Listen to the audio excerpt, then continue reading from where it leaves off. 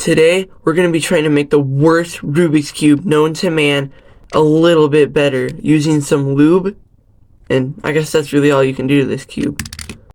Today, we're going to be using Martian. Let's see how it works. Let's just get some in there. And then try to mix it in a little bit. Ew, what is that? Try to mix it in a little bit. Holy crap.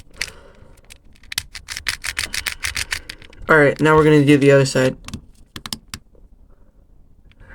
Wait, is that the same side? I don't know. Mix it in. Do some algorithm. Holy crap.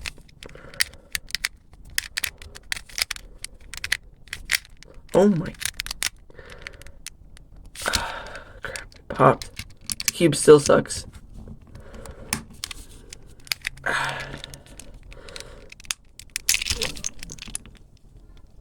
This cube officially sucks and you cannot fix it. It's so bad. Don't buy this.